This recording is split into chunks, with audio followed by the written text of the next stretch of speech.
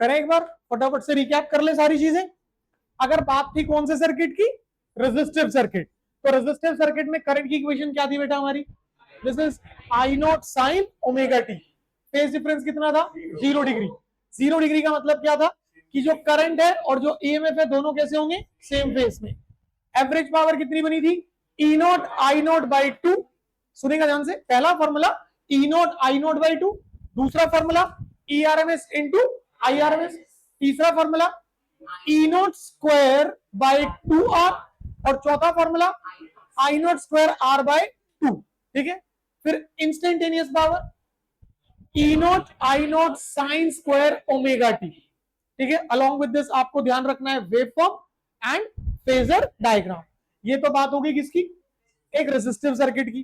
फिर हम लोगों ने कौन सा सीखा, इंडक्टिव। सुनना ध्यान से, इंडक्टिव सर्किट में इक्वेशन ऑफ करंट दो बनी, एक इन टर्म्स ऑफ कॉस थी और एक in terms of sine. In terms of cos क्या थी, minus I naught cos omega T.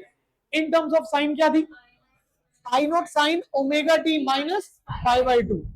Face relation देखा तो पता लगा कि फेस डिफरेंस बन रहा है 90 डिग्री इन सच अ वे कि current will lag behind the EMF bye a face angle of 90 degree. Current 90 degree voltage से पीछे था। हमने वेव फॉर्म भी बनाया, हम लोगों ने फेजर डायग्राम बनाया। फिर हमने देखा instantaneous power, it is negative of E naught I naught by to sign to omega T, and average power कितनी बनी, 0। और आखिरी में एक पॉइंट और देखा था, इंडक्टिव रिएक्टेंस। इंडक्टिव रिएक्टेंस का मतलब क्या था, opposition offered by inductor to the flow of alternating current, जो कि फ्रीक्वेंसी के साथ कैसे वेरी करती थी, डायरेक्टली। और अगर डीसी वोल्टेज की बात करी तो आपका इंडक्टिव रिएक्टेंस कितना बन गया था, 0। भाई इंडक्टिव रिएक्टेंस 0 बना तो आपने क्या कहा कि आपका जो इंडक्टर है वो किसकी तरह बिहेव कर रहा है, प्योर कंडक्टर की तरह। तो ये छोटे छोटे पॉइंट्स हमने लास्ट में कवर अप किए। अब आज वाला जो टॉपिक है बेटू हमारा, ध्यान से सीखेंगे सभी। तो सबसे पहला concept is purely capacitive circuit. ठीक, प्योरली कैपेसिटिव सर्किट का मतलब क्या हुआ, सर्किट में सिर्फ और सिर्फ कौन लगा होगा, कैपेसिटर। अगर सिर्फ कैपेसिटर लगाया बेटू, ध्यान से समझो, विद कैपेसिटेंस C,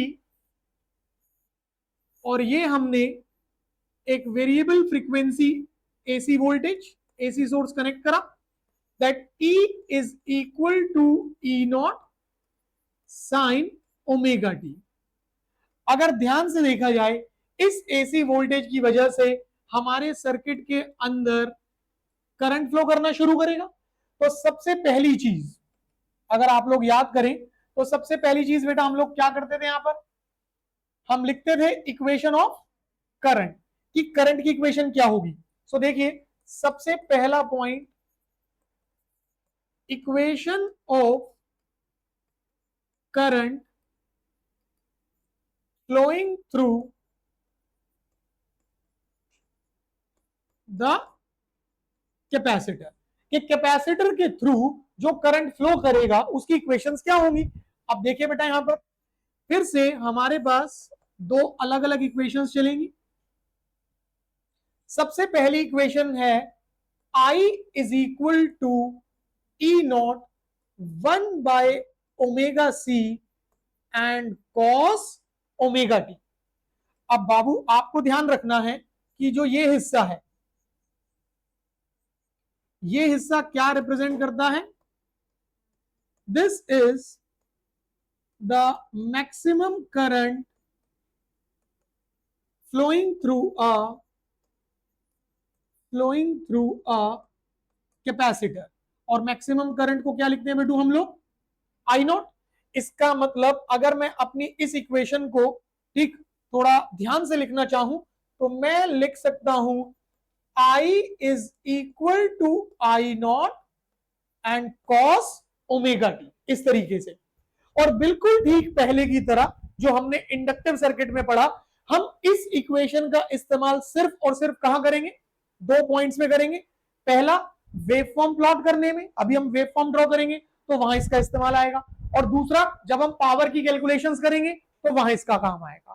ठीक, और दूसरी equation that is in terms of sine, I is equal to I naught sine of omega T and plus pi by two. और बेटा न्यूमेरिकल्स करते समय हम इन्हें कैलकुलेट करना भी सीखेंगे आगे चल के। ठीक, तो ये दो इक्वेशंस याद रखनी है किसके लिए, एक प्योरली कैपेसिटिव सर्किट के लिए, जिसमें कि जो कॉस की टर्म्स में है वो कहां इस्तेमाल हुई, waveform and power calculation, and this will be used to study the phase relation and the phasor diagram. पहला पॉइंट ध्यान रहेगा सबको। देन अगले पॉइंट की ओर मूव ऑन करते हैं हम लोग। तो नेक्स्ट पॉइंट आता है बेटू हमारे पास, हमें समझना है फेस रिलेशन। ठीक, अब देखो बहुत सिंपल सी चीज है बेटू, आपने अगर ईएमएफ की इक्वेशन देखी तो यहां पर फेस कितना है, ओमेगा टी, और अगर आपने करंट की इक्वेशन देखी तो यहां पर फेस कितना है, omega T plus pi by to. क्या आप कह सकते हैं कि भाई फेस सेम है, नहीं ना, डिफरेंस आ रहा है दोनों में, कितने का डिफरेंस आ रहा है, प्लस पाई बाई टू। तो अगर हमने फेस रिलेशन की बात करी तो हमने देखा फाई, जिसे कि हम क्या कहते थे बेटू, फेस डिफरेंस, और वो फेस डिफरेंस कितना बना, 90। अब देखो करंट में जो फेस है उस फेस में ओमेगा टी में हमने देखा पाई बाई टू ऐड हो रहा है, ईएमएफ में सिर्फ ओमेगा टी और यहां पे omega T plus pi by to. इसका मतलब जो करंट है वो ईएमएफ से 90 डिग्री आगे चल रहा है। तो यहां जो हमने ये वाला पॉइंट लिखा, ठीक, इसका प्रॉपर मतलब क्या हुआ कि current will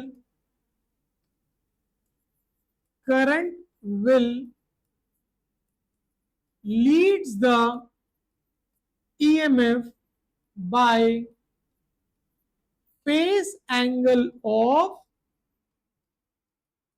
pi by to. कि भाई जैसे हमने रेजिस्टेंस में कहा कि करंट और ईएमएफ दोनों कैसे रहेंगे, सेम फेस में रहेंगे।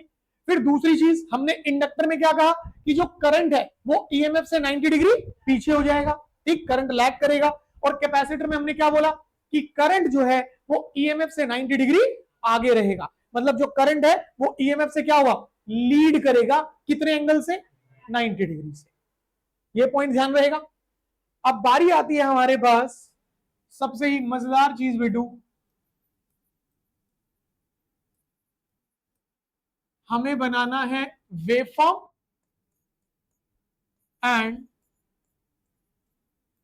Phasor diagram. फेजर डायग्राम का एक नाम और था बेटू, we call it as the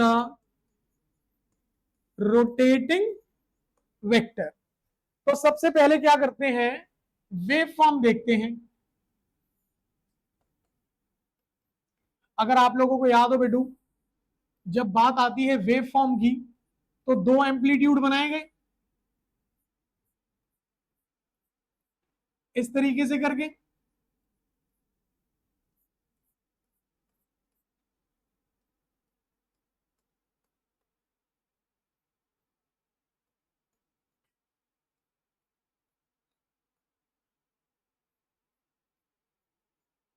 यहां पर आपके पास क्या रहेगा,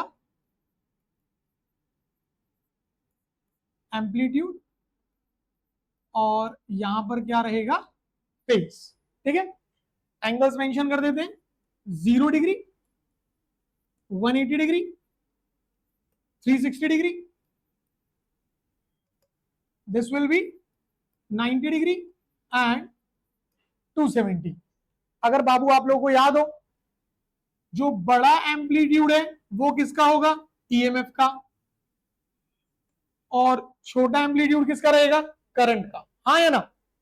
अब आप सभी लोग ध्यान से देखो, जो ईएमएफ है वो कौन से फंक्शन को फॉलो कर रहा है, साइन। तो ईएमएफ के लिए हम कौन सा कर्व बनाएंगे, साइन कर्व। तो ईएमएफ के लिए हम लोगों ने ये बना दिया बेटू, इस तरह से आपका एक प्रॉपर साइन कर्व, डन है। और अब जरा ध्यान से देखो, करंट, करंट की इक्वेशन क्या है, I is equal to I naught cos omega T. तो ईएमएफ किसे फॉलो कर रहा है, साइन कर्व को, ठीक, और करंट किसे कर रहा है, कॉस। जैसे हमने जब बात करी रेजिस्टेंस की, तो रेजिस्टेंस के केस में जो करंट था वो किसे फॉलो कर रहा था, साइन को। हमने लास्ट क्लास में करा इंडक्टर, इंडक्टर के केस में करंट किसे कर रहा था, माइनस कॉस, नेगेटिव कॉस को, और अभी किसे कर रहा है, अभी पॉजिटिव कॉस। तो पॉजिटिव कॉस के आपने इस तरीके से ये कोऑर्डिनेट्स छोटे से बना लिए यहां पर, और अब इन्हें प्रॉपर तरीके से ज्वाइन कर लो।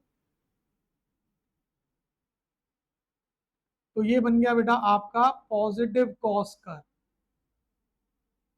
आई बात समझ, ठीक। तो यहां पर आप इक्वेशंस भी लिख दें कि भाई ये हो गया आपका I is equal to I naught and cos omega T. और अगर आप ईएमएफ के लिए देख रहे हैं तो ईएमएफ के लिए यहां पर कितना हो गया बेटू, E is equal to E naught and sine omega T. कर सकते हैं अच्छे से। फिर इसके बाद बारी आती है फेजर। अब फेजर में देखो क्या होगा बेटा आपके पास,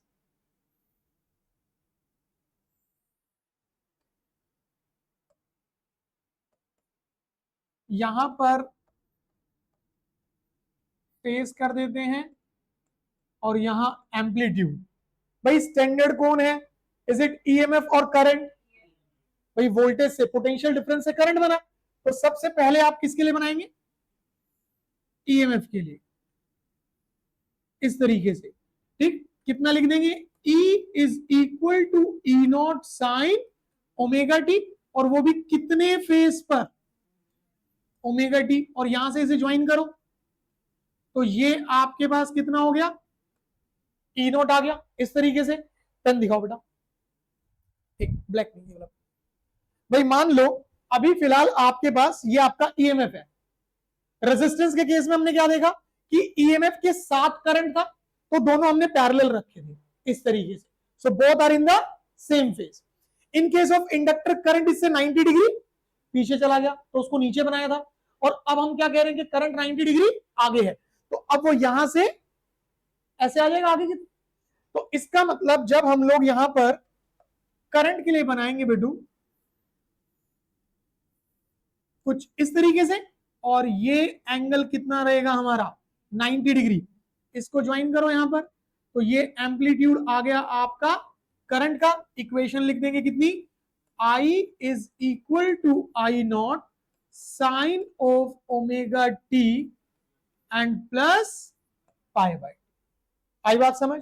तो अभी फिलहाल हमने सिर्फ और सिर्फ तीन चीजों को ऑब्जर्व करा। सबसे पहली चीज इक्वेशन ऑफ करंट, दो इक्वेशंस है। पहली इक्वेशन क्या है, I is equal to I naught cos omega T, और उस इक्वेशन में मैक्सिमम करंट कितना है, E naught divided by 1 by omega C. वो वैल्यू ध्यान रखनी है आप लोगों को, ठीक है। और दूसरी इक्वेशन क्या है, I is equal to I naught sine omega T plus pi by 2। ये दोनों ध्यान रहेंगे सबको। फिर दूसरा पॉइंट हमारे पास क्या आया, फेस रिलेशन। फेस रिलेशन में हमने क्या देखा कि जो करंट है वो ईएमएफ से 90 डिग्री आगे चल रहा है, जो करंट है वो ईएमएफ से लीड कर रहा है, कितने एंगल से, 90 डिग्री से। ये क्लियर हुआ सबको। और उसके बाद हमने क्या बनाया, वेवफॉर्म एंड फेजर। इतना हिस्सा क्लियर अच्छे से प्रॉपरली कर पाएंगे। अगली बारी किसकी आती है, पावर। पावर में कौन कौन सी, एक इंस्टेंटेनियस और एवरेज।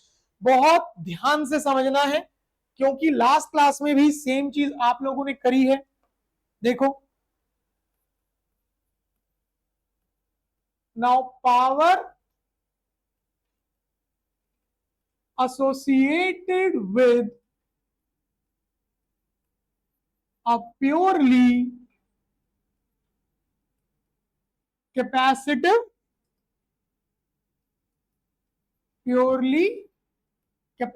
circuit, कि भाई एक प्योरली कैपेसिटिव सर्किट में पावर कितनी होगी, और वो हमसे क्या कह सकता है बेटू,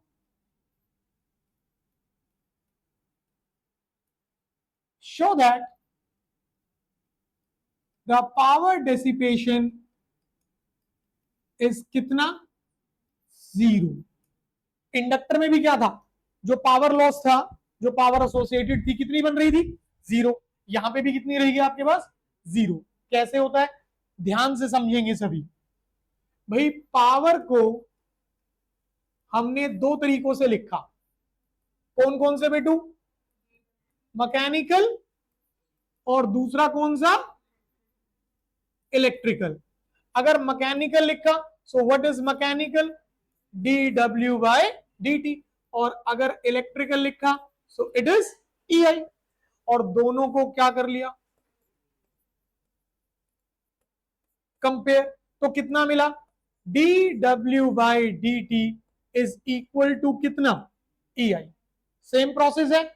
अगर ध्यान से देखा जाए what is this EMF? E naught sine omega T. And what about the current? It is I naught cos omega T. भाई आप लोगों ने अपने सर्किट को जो पोटेंशियल डिफरेंस दिया, जो ईएमएफ दिया, वो कितना है? E naught sine omega T. और करंट जो था वो कितना था? आई नॉट कॉस ओमेगा टी। अगर दोनों को यहां रिप्लेस कर लिया जाए तो आपके पास dw बाय dt कितना तैयार हुआ?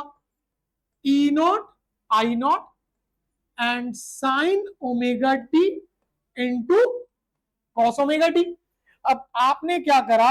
अपनी इस इक्वेशन को 2 से कर दिया डिवाइड और 2 से कर दिया मल्टीप्लाई। जब 2 से डिवाइड करा और 2 से मल्टीप्लाई करा तो ये हिस्सा क्या बन गया? Sine 2 omega T. तो आपके पास इक्वेशन क्या बनी बेटू? dw by dt is E naught I naught by 2। गौर से देखो भाई, ये वाला हिस्सा एज इट इज आ गया और इस हिस्से की जगह कौन आ गया? Sine 2 omega T. तो याद करो बेटा, अगर इतने हिस्से को देखा जाएगा, सिर्फ ये वाला पोर्शन, तो इसे हम कौन सी पावर कहेंगे? ये आ गई हमारी इंस्टेंटेनियस पावर। हाँ या ना? इतना क्लियर है? पक्का? अब यहां से आगे चलते हैं। dt को शिफ्ट करा तो कितना बनेगा? dw is E naught I naught by 2 sine 2 omega T dt। ये चीज होगी। और दोनों तरफ क्या कर देते हैं हम लोग? Integrating both the sides. ठीक, जैसे इंटीग्रेट करा बेटा तो ये कितना बन गया आपका? Total work done. यहां से E naught I naught by 2 बाहर और integral of sine 2 omega T D T from 0 to T. वही देखो, सेम चीज रिपीट हो रही है। इस हिस्से का इंटीग्रल कितना? 0। तो आपने इस पोर्शन को अगर 0 करा तो आपका टोटल वर्क डन कितना आ गया? 0। एंड अगर total work done 0, so what's the formula for average power? It is total work done by, but what is the work done? तो आपकी average power associated with the capacitive circuit कितनी निकल के आती है? आया समझ? तो इंडक्टर में भी सेम चीज थी आपके पास, कैपेसिटर में भी सेम चीज है। फर्क सिर्फ और सिर्फ किसका है? इंस्टेंटेनियस पावर का। इंडक्टर में जो इंस्टेंटेनियस पावर थी माइनस आता था, ठीक है। कैपेसिटर में क्या रहेगा? पॉजिटिव रहेगा। कर सकते हैं। फिर हमने एक पॉइंट और सीखा था कि भाई अगर देखा जाए पावर 0 ही है, ठीक है, तो जिस करंट की वजह से यहां पावर 0 बनी that will be known as what? Wattless current. और इक्वेशन भी लिखी थी हमने that I is equal to I naught sine phi. हो जाएगा? कर सकते हैं इतना पॉइंट। तो 4 चीजें हो गई हैं। पहला इक्वेशन ऑफ करंट, दूसरा फेस रिलेशन, तीसरा फेजर एंड वेवफॉर्म, चौथा पावर एसोसिएशन। अब अगला पॉइंट जो आता है, इसी के साथ तुम्हारा कैपेसिटिव सर्किट खत्म हो जाएगा बेटू। And this is known as capacitive reactance.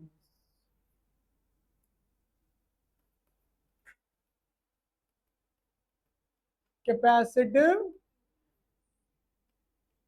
भाई लास्ट में अगर आपको याद हो बेटू, हमने सीखा था inductive reactance.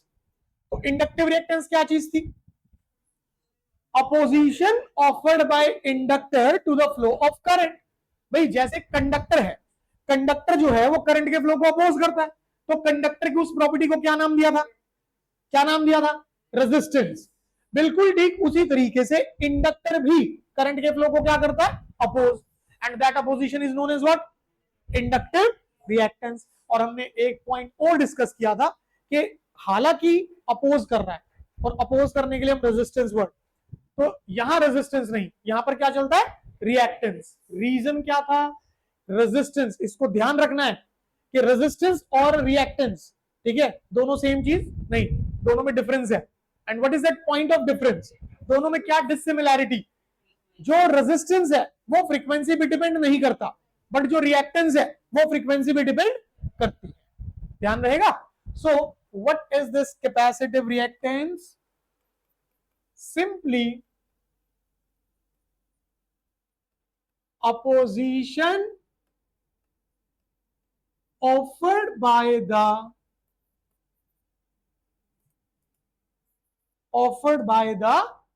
capacitor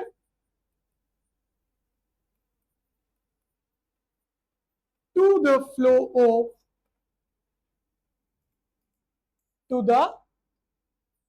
of current. भाई वो अपोजिशन जो कि कैपेसिटर के थ्रू दी जाएगी उसी को हम क्या नाम देंगे बेटा? वहां पे will call it as the capacitor reactance. Vishwendra clear हो रहा है बेटा? आज बड़े उदास उदास से बैठे हो, आज याद आ रही है? भेज दे इसको पीछे, तुम्हें आगे बुला ले। नहीं, ये देखो बदमाश, पढ़ाई में ध्यान लगा। देखो बेटू, अब इसको कैसे सॉल्व करना है समझना बेटा। अरिहंत ध्यान से समझिएगा। हम लोग पोटेंशियल डिफरेंस, देखो लास्ट क्लास वाला ही कंसेप्ट है, पोटेंशियल डिफरेंस को क्या लिखेंगे? Current into the opposition of it. हाँ है ना भाई? अगर हमने लिखा कंडक्टर के लिए तो मैं लिखूंगा potential difference is equal to current into opposition offered by conductor, that is resistance. अगर मैं लिख रहा हूं इंडक्टर के लिए तो potential difference is current into the opposition offered by inductor, that is known as what? Inductive reactance. अब कर रहे हैं कैपेसिटर के लिए तो अपोजिशन ऑफर्ड बाय कैपेसिटर। हाँ है ना? अगर इसको प्रॉपर तरीके से लिखा, ई not is equal to I naught and opposition offered by the capacitor is known as what? Capacitive reactance, that is Xc। तो यहां से I naught किसके इक्वल बना? E naught by Xc। इसको कर लेते हैं इक्वेशन नंबर 1, ठीक। बट अगर आप लोगों को याद हो, अभी थोड़ी देर पहले लिखा हम लोगों ने that general equation of maximum current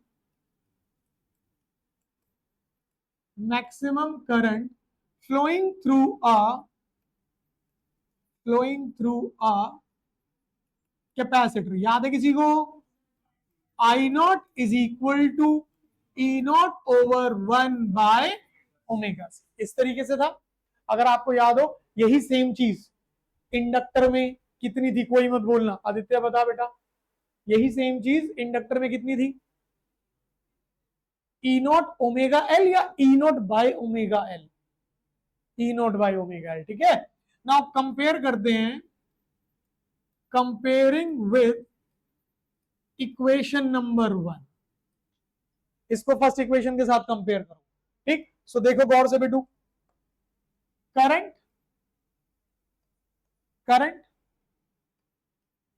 potential difference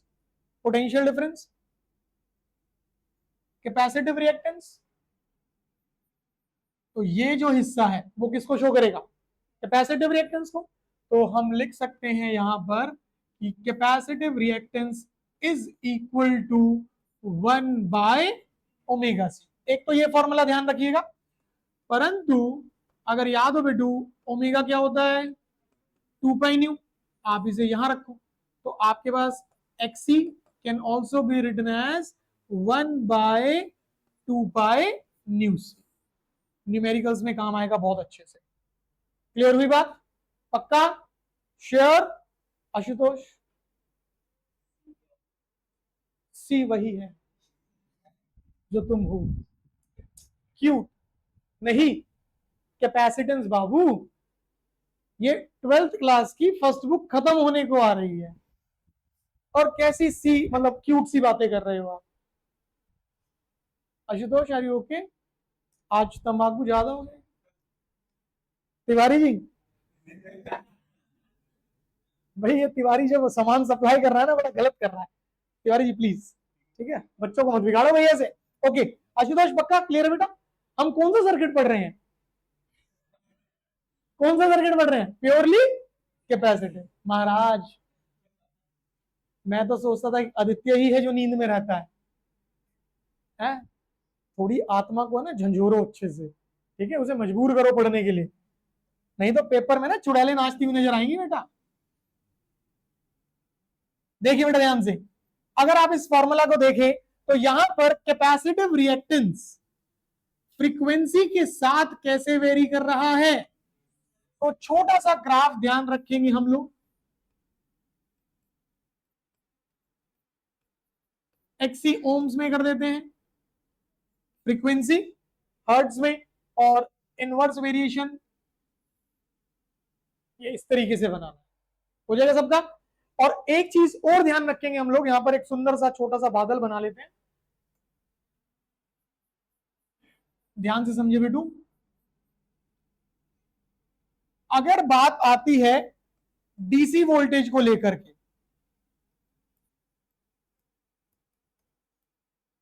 तो बाबू फ्रीक्वेंसी कितनी होगी?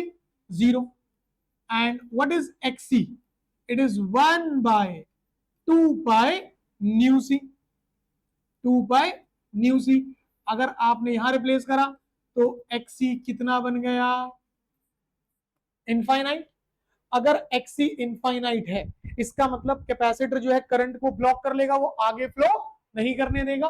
तो यहां से आपको पॉइंट क्या ध्यान रखना है, that a capacitor will always block the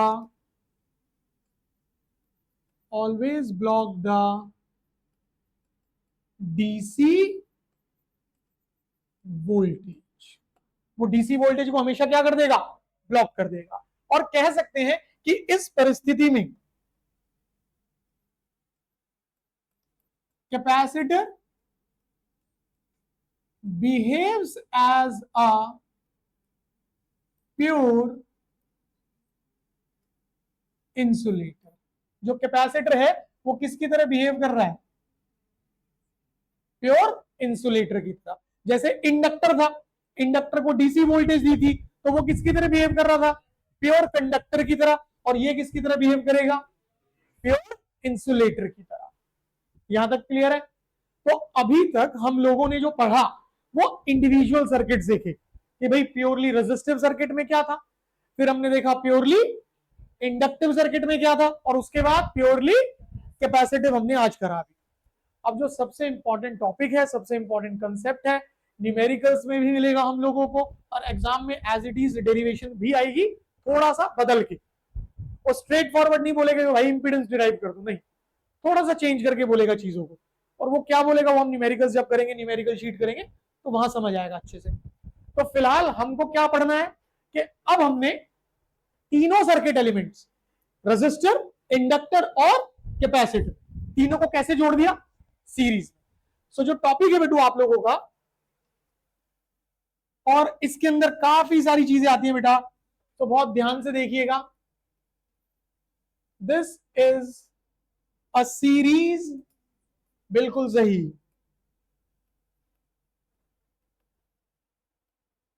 एक सीरीज एलसीआर सर्किट। देखो सबसे पहले हम लोगों ने क्या करा, एक inductor, capacitor and resistor.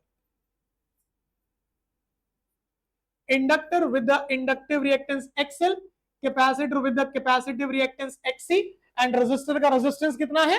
Are. तीनों को सीरीज में कनेक्ट करा और यहां पर हमने इसे एक वेरिएबल फ्रीक्वेंसी एसी सोर्स के साथ कनेक्ट कर दिया, जो कि इसे कितना पोटेंशियल डिफरेंस दे रहा है बेटा, ई नॉट साइन ओमेगा टी, इस तरीके से। ठीक, क्योंकि सीरीज सर्किट है बेटू, तो करंट तीनों एलिमेंट्स में क्या रहने वाला है, सेम। ठीक है, ये लिया इस तरीके से। अब सबसे पहले क्या करते हैं हम लोग, बहुत ध्यान से, equation of current flowing through the various circuit elements.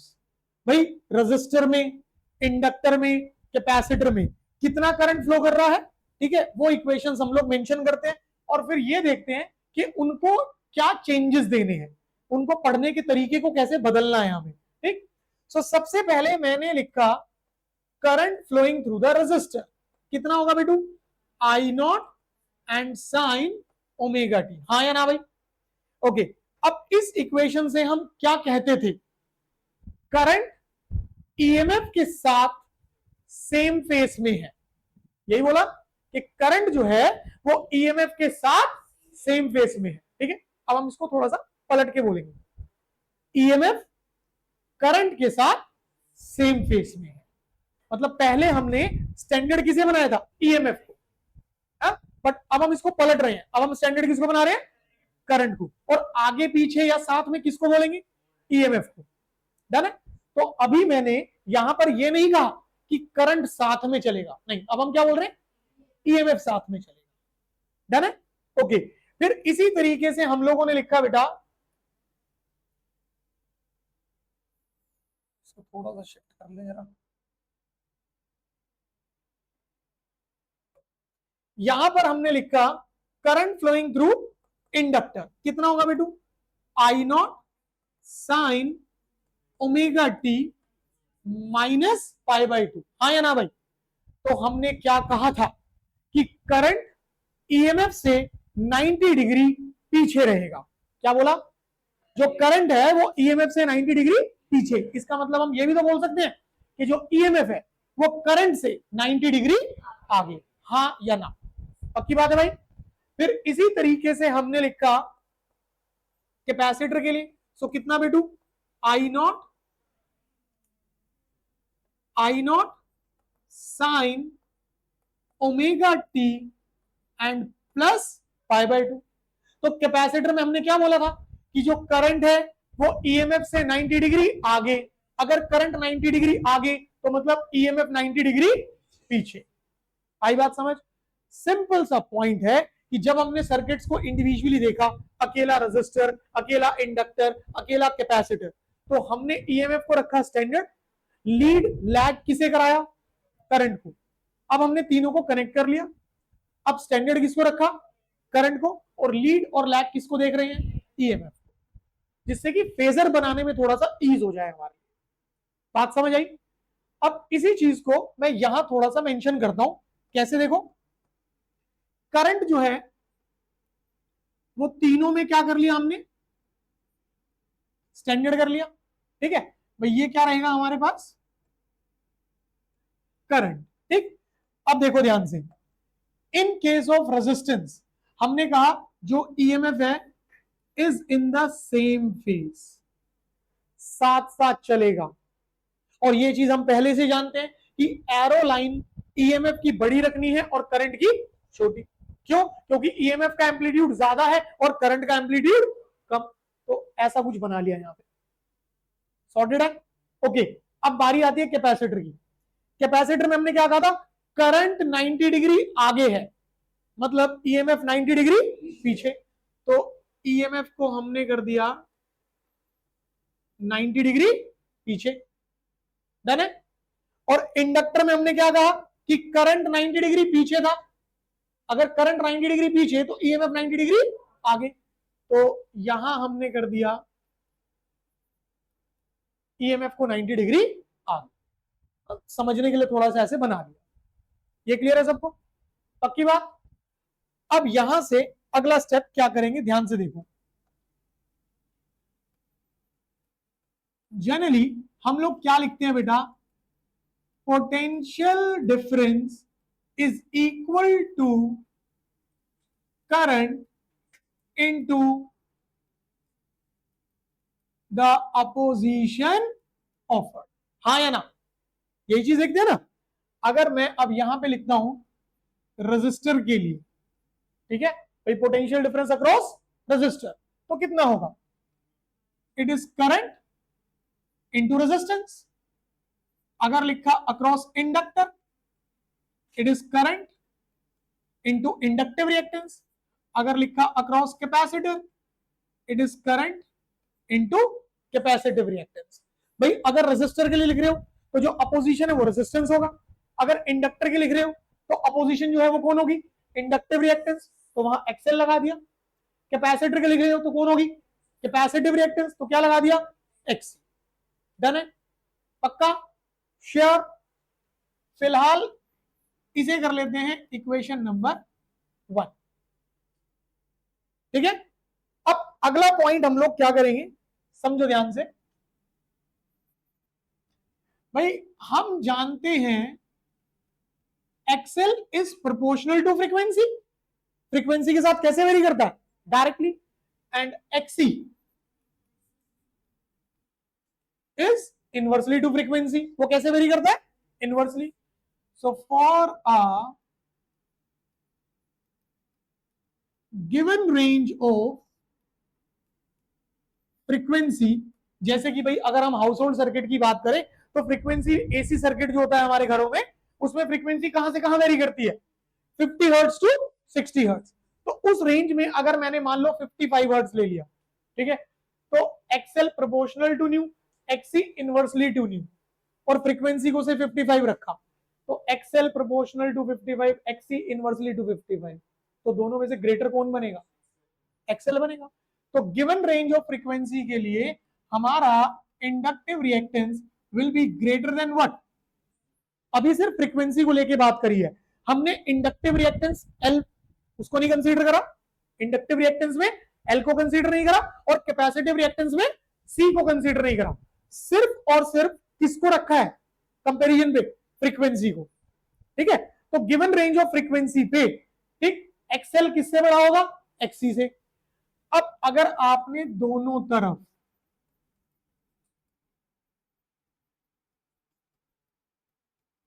Current से मल्टीप्लाई करा, I naught XL greater than I naught XC.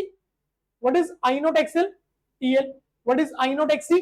EC. हाँ या ना? अगर रिप्लेस करते हो कितना बना?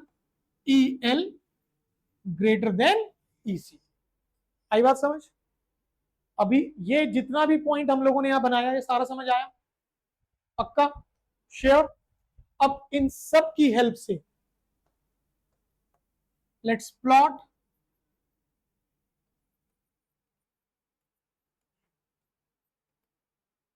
Combined phasor diagram. अब हम क्या बनाएंगे? एक कंबाइंड फेजर बनाएंगे। अब कंबाइंड फेजर कैसे बनेगा, बहुत ध्यान से समझना है, और जहां दिक्कत आए बेटा वहां रोक दे गई। ये हम लोगों ने इस तरीके से रखा, ठीक भाई। स्टैंडर्ड किसको ले रहे हैं बेबी? करंट को। ठीक है, तो ये मैंने यहां करंट रख दिया।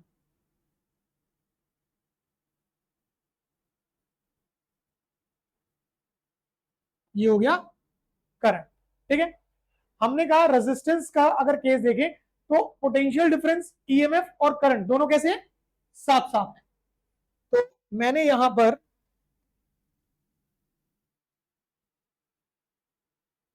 रेजिस्टेंस के लिए जो ईएमएफ का एरो हेड है वो बना लिया, कुछ इस तरीके से आ गया। डन। अब देखा हमने कैपेसिटर का, तो कैपेसिटर में हमने देखा 90 डिग्री पीछे, और इंडक्टर में 90 डिग्री आगे। ये चीज चल रही है, but at the same time हमें क्या ध्यान रखना है कि जब ईएमएफ के एरो बना रहे हैं, एरो लाइन बना रहे हैं इंडक्टर के लिए और कैपेसिटर के लिए, तो इंडक्टर वाली एरो लाइन बड़ी और कैपेसिटर वाली, क्यों? क्योंकि इंडक्टर वाले का मैग्नीट्यूड ज्यादा है विद रिस्पेक्ट टू कैपेसिटर वाला, हाँ या ना? सो अब हमने यहां बना दिया है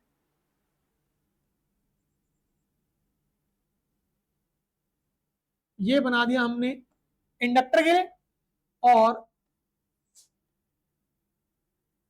ये बना दिया बेटू हमने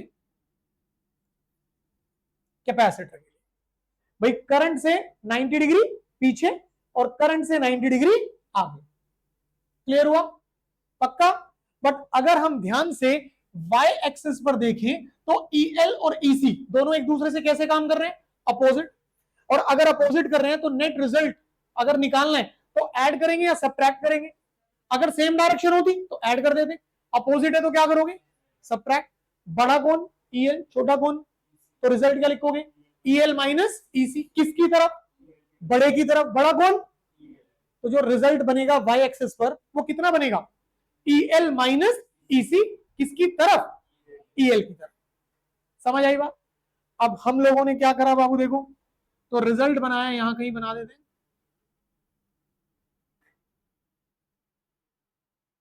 अब ये वाला जो हिस्सा है ये क्या है हमारा? EL minus EC। क्लियर हुई बात? पक्का? श्योर? अब ये दोनों एक दूसरे से कितने एंगल पर? 90। बहुत आराम से ध्यान से देखना है। मैं यहां से ठीक ER के पैरेलल लेता हूं, ठीक, और यहां से EL माइनस EC के पैरेलल ले जाता हूं। कुछ ऐसा होगा, हाँ या ना? देखो ध्यान से भाई, ये हिस्सा कौन हो गया? ER। और यहां से ये हिस्सा कौन हो गया?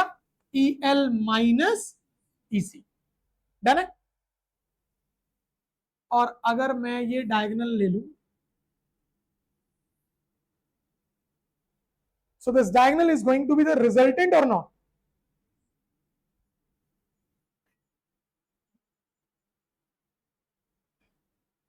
This is going to be E naught, हाँ या ना? सो भाई कितने रिजल्टेंट फेस एंगल पे? 5। इस तरीके से बना दिया। पहले बताओ फेजर क्लियर हुआ? अब ध्यान से, ये एक राइट एंगल ट्राइंगल बन गया हमारा। इसमें बेस कौन हो गया? ER। परपेंडिकुलर कौन हो गया? EL minus EC। So we can find out this hypotenuse और नॉट। निकाल सकते हैं या नहीं निकाल सकते? क्लियर हुई बात? सो हम लोगों ने क्या करा, इस हिस्से को उठा के लेके चलते हैं।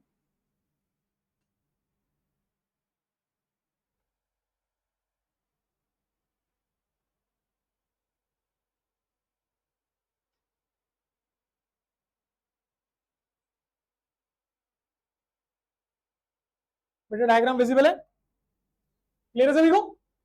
Now using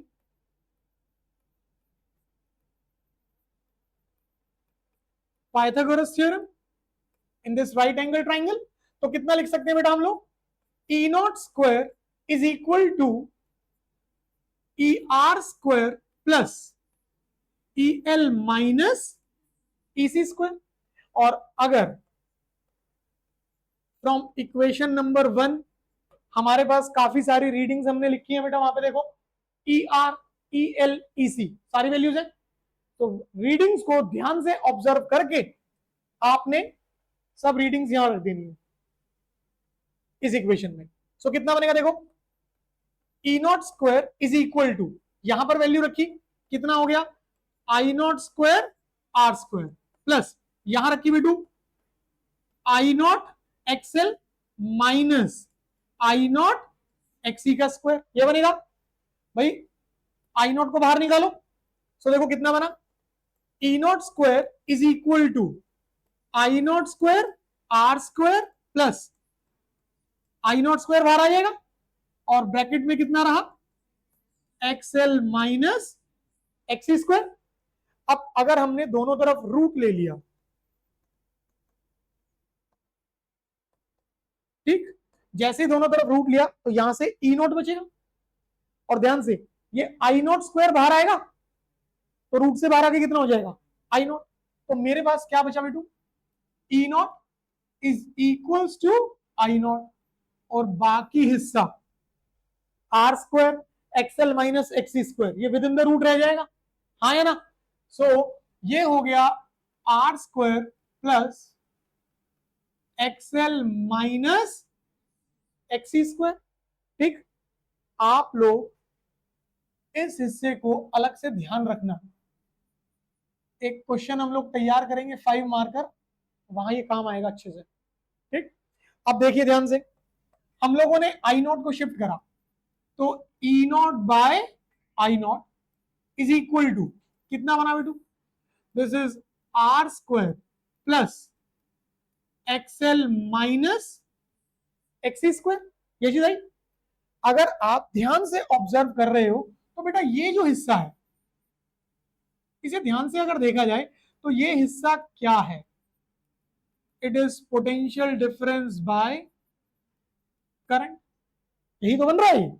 and what is potential difference by current, this must be the opposition of it.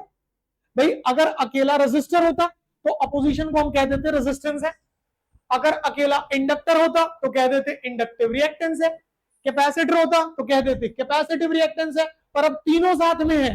ठीक, so now this is what opposition offered by inductor, capacitor and resistor to the flow of alternating current, हाँ या ना।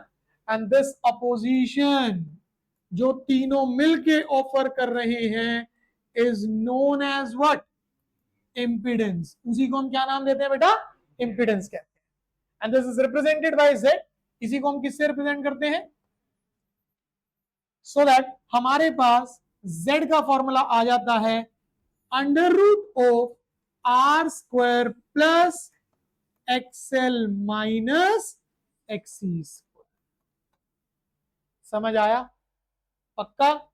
सो 3 marker के अंदर हमारे पास ये question as it is मिलेगा कि with the help of a suitable circuit and a phasor diagram we need to ready the equation for impedance. आई बात समझ में, पक्का क्लियर हुआ यहां तक, श्योर। अब एलसीआर सर्किट में हमें काफी सारी चीजें करनी होती है, जिसमें से कि पहली चीज हमने क्या तैयार करी, इंपीडेंस। ठीक है, अब एलसीआर सर्किट का जो अगला कंसेप्ट आता है आपके पास, समझिएगा ध्यान से, बहुत इंपॉर्टेंट है न्यूमेरिकल्स के लिए,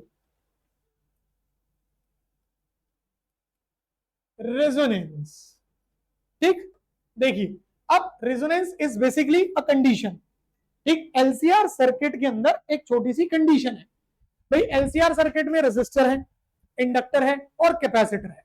अगर हम बात करते हैं रेजिस्टर की, तो रेजिस्टर ने जो अपोजिशन दी, रेजिस्टेंस जो दिया, उसका फ्रीक्वेंसी से कोई लेना देना नहीं है। पर अगर हम बात करते हैं इंडक्टर की और कैपेसिटर की, तो इंडक्टर ऑफर करेगा इंडक्टिव रिएक्टेंस जो कि फ्रीक्वेंसी से कैसे वेरी करती है, डायरेक्टली, और कैपेसिटर ऑफर करेगा कैपेसिटिव रिएक्टेंस जो कि कैसे वेरी करती है फ्रीक्वेंसी से, इनवर्स, हाँ या ना। तो ये दोनों चीजें फ्रीक्वेंसी पे डिपेंडेंट है, मतलब फ्रीक्वेंसी का और इंडक्टेंस और कैपेसिटेंस, इन तीनों का आपस में कुछ ना कुछ रिलेशन बनेगा। ठीक है, और वो रिलेशन किससे बनता है हमारे पास, resonance. So now what is this resonance, resonance क्या है, simply when opposition offered by inductor and capacitor in an LCR circuit, in a LCR circuit becomes equal, then circuit is said to be at resonance। तब हम कहेंगे कि हमारा LCL जो LCR circuit है उसमें क्या बन गया है, रेजोनेंस बन गया है। और रेजोनेंस जो है वो काफी इंपॉर्टेंट चीज है, ठीक है। कहाँ कहाँ काम आएगा डेली लाइफ के अंदर। हम लोग रेडियो सुन रहे, तो जो रेडियो ट्रांजिस्टर है, ठीक, जैसे ही हम उस रेडियो ट्रांजिस्टर के अंदर एक पर्टिकुलर फ्रीक्वेंसी, जैसे मान लो 93.5 रेड एफएम, तो जब तक आप अपने उस ट्रांजिस्टर डिवाइस के अंदर, आप अपने उस रेडियो ट्रांजिस्टर के अंदर, ठीक, वो 93 पॉइंट वाली फ्रीक्वेंसी को सेट नहीं कर देंगे, क्या तब तक उस फ्रीक्वेंसी पे जो टेलीकास्टेड प्रोग्राम्स हैं आप उन्हें सुन पाएंगे? नहीं ना। तो ये सारा का सारा गेम किसका चलता है? रेजोनेंस का। ध्यान रख, अभी आगे बात करेंगे इसके बारे में भी। सो सिंपल सी चीज, रेजोनेंस की कंडीशन क्या है? एक्सएल बराबर एक्सी। भाई सिंपल सी चीज, अगर इंडक्टर के थ्रू दी गई अपोजिशन किसके बराबर हो जाए? कैपेसिटर वाली अपोजिशन के, मतलब inductive reactance becomes equal to what? Capacitive reactance, then only we can say कि अपना एलसीआर सर्किट जो है उसमें क्या बन गया है? रेजोनेंस बन गया। अब आप इसे सॉल्व कर दो, देखो ध्यान से भाई, क्योंकि हमारे पास जो एक्सएल है वो कितना बेटा? ओमेगा एल, और एक्सी कितना? 1/ओमेगा सी। आप दोनों को यहां यूज करो, ठीक। जैसे रिप्लेस करोगे आपके पास क्या बनेगा? 1/ओमेगा C is equal to omega L. भाई एक्सएल इक्वल टू एक्सी। उधर समझ आ रहा बेटा? नाउ आपने क्या करा? ओमेगा को वहां शिफ्ट करा, एल को यहां ले आए, तो omega square can be written as what? 1/LC. So what will be omega? 1/√LC। Numericals में काम आएगा बेटू, ठीक। और ध्यान रखना है, this is what? This is angular resonating frequency. ये कौन सी फ्रीक्वेंसी है? Angular resonating frequency. और अगर हम लोग ओमेगा की वैल्यू रिप्लेस कर ले बाबू, व्हाट इज ओमेगा? 2π तो कितना बनेगा हमारे पास? 2π इज इक्वल टू 1/√LC। तो यहां से न्यू कितना आ गया? 1/2π एंड √LC। तो इसे हम क्या नाम देते हैं? This is linear resonating frequency. Unit ध्यान रखना, ओमेगा है, so will be measured in radian पर सेकेंड, और ये वाला किस में रहेगा? सेकेंड इनवर्स या फिर हर्ट्ज। इतना पॉइंट क्लियर है? अभी हमने सिर्फ क्या देखा कि एलसीआर के अंदर रेजोनेंस का मतलब क्या है। तो एलसीआर के अंदर रेजोनेंस का सिर्फ इतना सा पॉइंट है कि अगर इंडक्टर के थ्रू दी गई अपोजिशन किसके बराबर हो जाए? कैपेसिटर वाली अपोजिशन के, तो हम कह सकते हैं कि हमारे सर्किट में क्या अटेन हो गया है? रेजोनेंस। और उसकी कॉरेस्पॉन्डिंग फ्रीक्वेंसीज हमने निकाल ली, हाँ या ना। अब हम क्या करेंगे, समझो ध्यान से। यूजिंग न्यूमेरिकल्स में काम आएगा बेटू, दिस रेजोनेंस इन एलसीआर, ठीक। इसको जरा एलसीआर में इस्तेमाल करके देखते हैं एक बार। नाउ हमने इंपीडेंस बोले तो Z कितना निकाला बेटू? √R² plus XL minus XC²। But अगर बात करी जाए एट रेजोनेंस, तो रेजोनेंस पर XL और XC दोनों क्या है? बराबर। मिस्टर सोलियाल प्लीज सामने ध्यान दीजिए, ठीक। भाई रेजोनेंस पर XL और XC दोनों क्या है? बराबर है। हमने इसे यहां रिप्लेस करा, अगर बराबर है तो ये हिस्सा कितना हो गया? 0। In that case Z will becomes equal to R, हाँ है ना। And this is what? This is the minimum opposition condition. मतलब ये वो सिचुएशन बन गई जिसमें कि जो आप लोगों का इंडक्टर, कैपेसिटर और रेजिस्टर तीनों मिल करके जो अपोजिशन दे रहे थे वो क्या हो जाएगी? सबसे कम। और मैथमेटिकली किसके बराबर हो जाएगी? आर के। तो हम ये भी कह सकते हैं हम ये भी कह सकते हैं कि इस सिचुएशन में सर्किट बिकम्स प्योरली रेजिस्टिव। जो सर्किट है बेटा वो कैसा बन गया? प्योरली रेजिस्टिव बन गया। अगर प्योरली रेजिस्टिव बन गया इसका मतलब यहां फेज डिफरेंस कितना रहेगा? 0 रहेगा। ठीक है। दूसरी चीज, क्योंकि मिनिमम अपोजिशन कंडीशन है तो अब इस वजह से यहां आपका जो करंट है that will becomes maximum. Maximum होने का मतलब है अब जो आई है वो क्या बनेगा? आई नॉट। और आई नॉट को ही हम क्या बोलते हैं बेटा?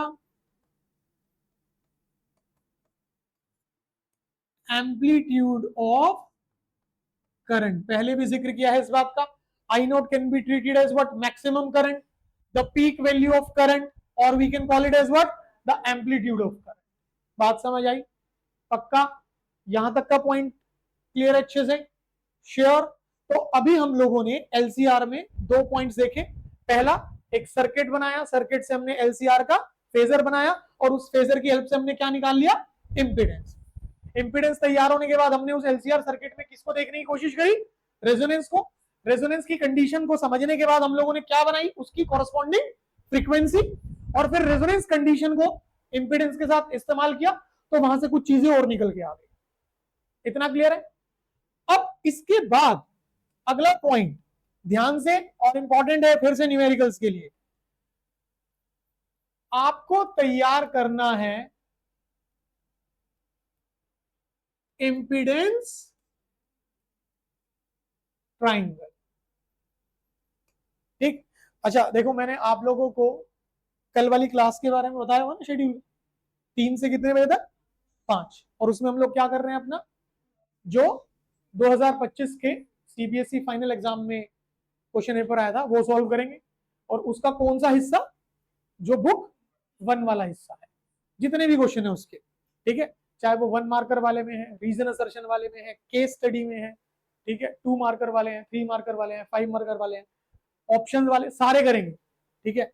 और फिर ये चीज देखने की कोशिश करेंगे कि इतना जो हवा बना रखा था, इतनी जो हवा बना रखी थी स्टूडेंट्स ने और टीचर्स ने कि फिजिक्स का पेपर बहुत ज्यादा टफ आया था, टफ आया था, उसके टफ लगने का कारण क्या होगा? आएगा तो देखो सिंपल सी बात है, अगर पेपर टफ आया, ठीक है, उसमें भी बच्चों ने 95 96 बढ़िया स्कोर करा, है ना, तो टफ किन के लिए था? जिन्होंने फिजिक्स जैसे प्यारे से इतने मोहब्बत भरे सब्जेक्ट को रट के पढ़ा। आप इसे रट के कतई नहीं कर सकते, है ना। रटने वाली स्थिति वही हो जाएगी जैसे बचपन में छोटे से बच्चे को, जैसे तिवारी है हमारा, तिवारी और तिवारी की वाइफ मिलकर के अपने छोटे से बच्चे को जो कि अभी 3-4 साल का है उसको स्कूल में एडमिशन के लिए प्रिपरेशन करा रहे हैं। अब तिवारी की वाइफ जो है इसके नन्हे मुन्ने राज दुलारे को हर रोज सिखा रही है, बेटा हम स्कूल जाएंगे और तेरी जो प्रिंसिपल है वो तेरे से पूछेगी व्हाट इज योर नेम, तो तूने बोल देना जूनियर तिवारी। रटवारी हर रोज। पहला हनुमान चालीसा का पाठ कराती है सुबह पूजा पाठ के समय, और उसके तुरंत बाद बिठा देती है किस चीज के लिए? What is your name? Junior Tiwari. What is your name? Junior Tiwari. What is your name? Junior Tiwari. अब बारी आई एडमिशन वाले दिन की। तिवारी टाई वाई लगा के और मिसेस तिवारी जी जो है वो बढ़िया से साड़ी वाड़ी एकदम तैयार होकर के, दोनों, बच्चा ऐसे जा रहा है, नाक बह रही है, चल बेटा एडमिशन कराने। अब प्रिंसिपल रूम में एंटर करे, प्रिंसिपल ने चॉकलेट दिखाई, बच्चा भी मजा आ गया, करा भाई ऐसा स्कूल क्यों ना जाया जाए जहां प्रिंसिपल चॉकलेट के साथ वेलकम कर रही है। उसे थोड़ी पता है पहला ही दिन है, अगले दिन लठों के जोर पर आया जाएगा। अब तिवारी के बालक को मिसेस तिवारी ने, दोनों ने मिलकर क्या सिखाया? What is your name. अब बच्चे ने रट लिया। वहां प्रिंसिपल मैम ने क्या पूछा? बेटू टेल मी योर नेम। क्या पूछा? Tell me your name. अब बच्चे ने रटा क्या? What is your name. अब जो छोटा सा बच्चा है वो तिवारी और मिसेस तिवारी को ऐसे देख रहा है घूर करके कि क्या सिखा रहे थे साले ये क्या पूछ रही है ये, समझ रहे हो? तो रटने वाली परिस्थिति में आपका खुद का बच्चा आपको पहचानने से मना कर सकता है, ध्यान रखिएगा। अगर रटने वाली परिस्थिति हुई तो जिस बालक को आपने 4 साल इतने लाड प्यार से पाल पोस के बड़ा करा, वो बाहर आते ही छूटते कह रहा है कैपेसिटिव सर्किट है ये तो। कौन सी सर्किट है? टी सर्किट है ये तो, मतलब कैपेसिटिव सर्किट है। समझ रहे हो? ठीक है, तो रटने से ये होगा, फिर चाहे वो बाल्यावस्था हो या फिर आप जैसी किशोरावस्था हो। बुढ़ापा तो खराब है, वो तो छोड़, वहां तक की तो बात ही नहीं करनी। ठीक है, तो रटने पे नहीं जा, एटलीस्ट इस सब्जेक्ट के साथ। मैंने पहले भी बोला, अगर आप ये सोच रहे हो ना कि भाई चलो चैप्टर तैयार करना, उसके फॉर्मूले तैयार कर लेते हैं और चैप्टर हो जाएगा तैयार, जब तक आपको ये नहीं पता कि उस फॉर्मूले के पीछे का कारण क्या था, तब तक आपको ये नहीं पता लगेगा इसको किस सिचुएशन में लगाना और कहां लगाना, कैसे लगाना। समझ रहे हो? तो आप इसे रट करके किसी भी परिस्थिति में बढ़िया नंबर नहीं लाएंगे ना, आपको इसके साथ बैठना पड़ेगा, बात करनी पड़ेगी। ठीक है, 25 बातें इसकी सुननी पड़ेगी, अपनी सिर्फ एक ही सुनानी पड़ेगी, तुम्हारी नहीं सुनेगा ये। समझ रहे हो? इसके साथ जो मोहब्बत है ना, वो एक तरफा होगी, सिर्फ एक तरफ, ये नहीं करेगा।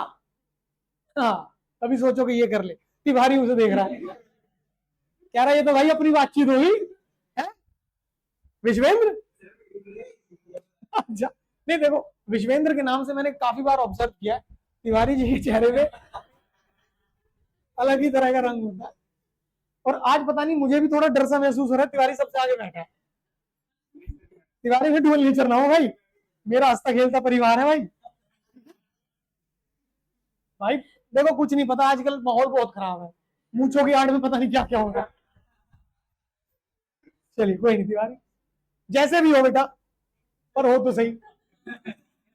तो मतलब कुल मिलाकर के मौज मस्ती से हटके, ठीक है, सिर्फ एक चीज ध्यान रखनी है, रटना नहीं है। आपकी फर्स्ट बुक खत्म होने वाली है और लगभग एक हफ्ते के अंदर अंदर खत्म हो जाएगी। इसकी न्यूमेरिकल्स करेंगे, उसके बाद हमारा ईएम वेव्स छोटा सा चैप्टर है, वो हमारा मतलब एक हफ्ते में पूरा का पूरा चला जाएगा। अब आप जानते हैं कि आप लोगों ने फर्स्ट बुक के अंदर कितनी सारी गलतियां करी है, बैकलॉग इकट्ठा करते जा रहे हो, करते जा रहे हो, करते जा रहे हो, और फिर जब उस बैकलॉग को कवर करने बैठ रहे हो तो वो स्ट्रेस में कन्वर्ट हो जा रहा है, प्रेशर आ जा रहा है, तो उसमें अच्छे से आप चीजें कर नहीं पा रहे।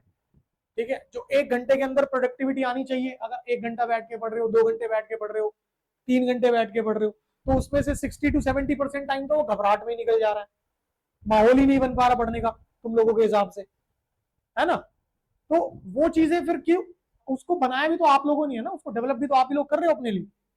ठीक, तो अब जब सेकंड बुक स्टार्ट होगी ना, तो जो गलतियां ठीक आप फर्स्ट बुक में कर चुके हो, ठीक, उनको अब दोबारा रिपीट मत कर। ठीक है ना? और कुछ इस तरीके से करना पड़ेगा कि जैसे सेकंड बुक का जो भी चैप्टर चलेगा, जैसे हम रे ऑप्टिक्स, वेव ऑप्टिक्स, जहां से भी जैसे भी शुरू करेंगे, आपको उस चैप्टर को साथ साथ करना है और उसके साथ फर्स्ट बुक से भी एक चैप्टर पैरेलल चलाना है, बिल्कुल पैरेलल। समझे? जैसे कि आप, जब हम सेकंड बुक के अंदर रे ऑप्टिक्स पे जाएंगे, ठीक, वो अपनी चॉइस है। ठीक, रे ऑप्टिक्स के साथ आप लोगों ने अपना ईएमआई पकड़ लिया, तो यहाँ पे रे ऑप्टिक्स चल रहा है, उसको भी साथ साथ करना है, but at the same time घर पे दोनों चैप्टर चलाना है, रे ऑप्टिक्स भी चलाना है और ईएमआई भी चलाना है। ठीक है, फिर हम वेव ऑप्टिक्स में एंटर करें, तो वेव ऑप्टिक्स के साथ आप लोगों ने एसी पकड़ लिया, इधर से वेव ऑप्टिक्स तैयार करो और साथ साथ उसके एसी तैयार करो। फिर जब हम dual nature of matter and radiations में मॉडर्न फिजिक्स में एंटर करें, ठीक है, तो वहां 3 चैप्टर होंगे हमारे, ड्यूअल नेचर है, एटम है, न्यूक्लियाई है, वहां 3 चैप्टर, तो यहां से भी 3 चैप्टर उठा लो। समझ रहे हो? तो इस तरीके से प्रिपरेशन स्ट्रेटेजी बनानी पड़ेगी। ठीक है, और सिर्फ बनाने से नहीं, उसको हर रोज, हर सेकंड, हर मिनट, हर घंटे लगातार इंप्लीमेंटेशन पे रखना पड़ेगा, तब जाकर के चीजें थोड़ी सी अच्छा होनी शुरू होंगी, अच्छे से बेहतर होंगी, फिर बेहतर से बेहतरीन होंगी। ठीक है, और फाइनली वो काम आएगा तुम लोगों को अपने बोर्ड एग्जाम वाले दिन, जब तुम एग्जाम लिखने के लिए बैठे हो, क्योंकि उस समय घबराहट से ज्यादा एक positive energy, positive confidence, over confidence नहीं, ठीक है, वो पॉजिटिव कॉन्फिडेंस की बहुत जरूरत होती है। और वो कब आएगा? जब आपने चीजों को लगातार बहुत बार प्रैक्टिस कराओ। समझे? अब प्रैक्टिस आप लोग जो करते हैं आजकल, जो बच्चे लोगों को देखा, वो ऐसे पेजेस पलट रहे हैं, तो वो इमेज मेमोरी है, इमेज मेमोरी इतना ज्यादा इंपैक्ट नहीं रखेगी माइंड पे, वो ज्यादा टाइम तक सस्टेन नहीं करेगी। या वीडियो लेक्चर देख रहे हो, कुछ के लिए कर सकता है वो काम शायद अच्छे तरीके से, बट वहां कहीं ना कहीं आपके पास है ना कंफर्ट मोड आ गया, ठीक कि चल यार इसको बार बार दोबारा दोबारा, उसमें क्या कर रहे हो आप लोग, अपना ही जो ब्रेन का लर्निंग कैपेबिलिटी है, ठीक है, जो एक बेहतर तरीके से परफॉर्म करने का आपका पोटेंशियल था, आपने उसको क्या कर लिया, कम कर लिया, लो कर लिया। क्यों? क्योंकि कंफर्ट जोन आ गया वहां पे, है ना। सो what is the final point, the traditional method. तो ट्रेडिशनल मेथड क्या है, नोटबुक, पेन, सामने नोट्स लगातार, ठीक है। और किसी के लिए क्या होता है, वो चीज 2-3 बार पढ़ी, 2-3 बार उसने करके देखी, उससे रिलेटेड क्वेश्चंस करके देखे, उसका वो कंसेप्ट मजबूत हो गया। बट किसी बच्चे के लिए वो 2-3 बार में होगा, किसी के लिए शायद 10-12 बार भी करना पड़ जाए, किसी को हर रोज लगातार भी करना पड़ सकता है, क्योंकि हर किसी का पोटेंशियल सेम, तो उससे भी घबराना नहीं है, क्योंकि तरीका वही है, समझ लो। बट अब इसमें डिले नहीं करना है, क्योंकि अब डिले करा तो फिर गड़बड़ हो जाएगा, ठीक है। क्लियर है ना ये बात? चलो एक छोटा सा पॉइंट निकाल लेते हैं फटाफट से, इंपिडेंस ट्राइंगल। अब इंपिडेंस ट्राइंगल बेटू देखो बहुत सिंपल है, आप अपने एलसीआर सर्किट में आओ, इधर आओ यहां पर, ठीक, इसको हम लोग उठा करके उधर ही लेके चलते हैं।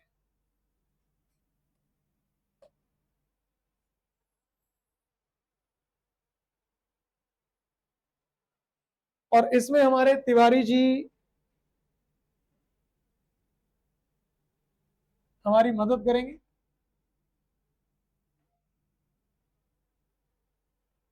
देखो भाई ये इंपिडेंस ट्राइंगल नहीं है, ध्यान रखिएगा। कभी आप लोग ये देखोगे यार ओहो यही है इंपिडेंस ट्राइंगल, नहीं, लिख लेते हैं।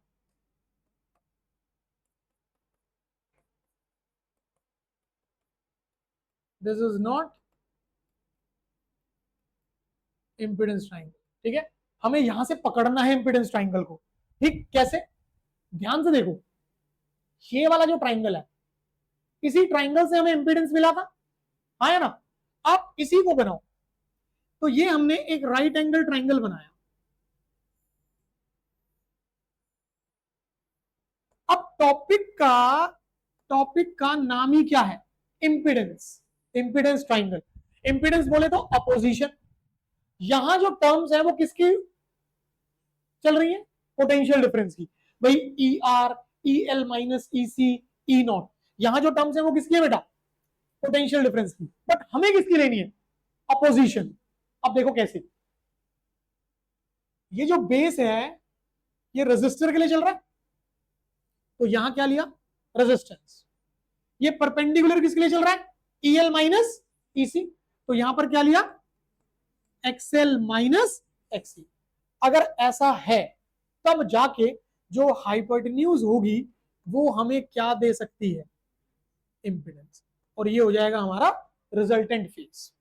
तो सिंपल सी चीज है कि what is an impedance triangle, it is a right angled triangle. ये कैसा ट्राइंगल है हमारा, राइट एंगल ट्राइंगल, जिसका अगर बेस रेजिस्टेंस रिप्रेजेंट करे, परपेंडिकुलर जो है वो रिप्रेजेंट करेगा difference of inductive and capacitive reactance, तब जा करके जो हाइपोटेन्यूज है वो क्या दे सकती है, इंपिडेंस दे सकती है। आई बात समझ? अब यहां पर आप लोगों को 4 चीजें लगा देनी है। सबसे पहले क्या लगाई आप लोगों ने, पाइथागोरस थ्योरम लगा दी, और पाइथागोरस थ्योरम लगाने से हमारे पास किसका फॉर्मूला मिल जाएगा बेटू, हमें किसका फॉर्मूला मिल जाएगा, इंपेडेंस का। देखो लगाओ, इस ट्राइंगल के अंदर अगर पाइथागोरस थ्योरम लगाई, so hypotenuse can be written as the root of base square plus, अरे हाँ या ना भाई, ठीक है ना। फिर इसके बाद सेकंड पॉइंट हम लगाते हैं साइन फाई, ठीक। अगर याद हो वॉटलेस करंट, तो वॉटलेस करंट की इक्वेशन क्या थी, I is equal to I naught sine phi. वो जो साइन फाई है वो कहां से मिलेगा, यहां से मिल जाएगा।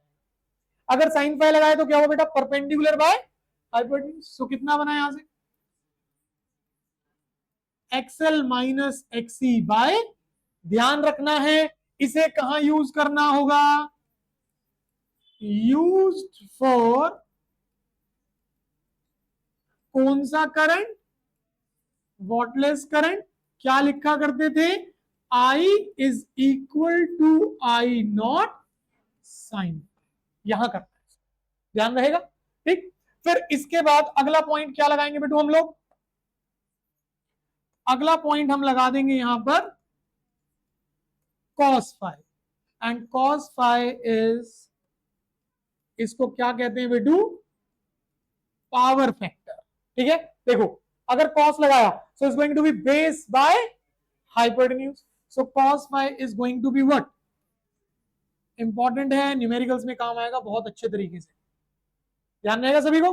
फिर इसके बाद लास्ट पॉइंट जो आपको लगाना होता है, ये भी न्यूमेरिकल्स में काम आएगा बेटा, tan फाइ। कब लगाना है, देखो सुनो ध्यान से, to determine the phase difference in LCR. भाई देखो अकेला रेजिस्टर है, हमें पता है फेज डिफरेंस 0, अकेला इंडक्टर है या अकेला कैपेसिटर है तो भी हमें पता है कि फेज डिफरेंस कितना 90, बट अगर तीनों साथ में है तब हमें नहीं पता, तो निकालना पड़ेगा। उसके लिए क्या लगाएंगे, tan phi, and tan phi will be what, perpendicular by base, so कितना रहेगा बेटू, XL minus XC by R. अब बताओ यहां तक के सारे पॉइंट्स क्लियर है अच्छे से सबको, पक्का। और एक चीज, आप लोग नोट्स अपडेट नहीं कर रहे हो, इसका नुकसान होगा बहुत ज्यादा, ठीक है। जिन्होंने करे हैं उनको इसका बेनिफिट कल की क्लास में नजर आ जाएगा, और जिन्होंने नहीं करे हैं उन्हें कितना ज्यादा नुकसान होगा वो भी कल नजर आ जाएगा, ठीक है। यहां तक की सारी चीजें क्लियर है, पक्का। तो कल की मुलाकात कितने बजे, 3 बजे, ठीक है। चलो मिलते हैं बेटा नेक्स्ट में।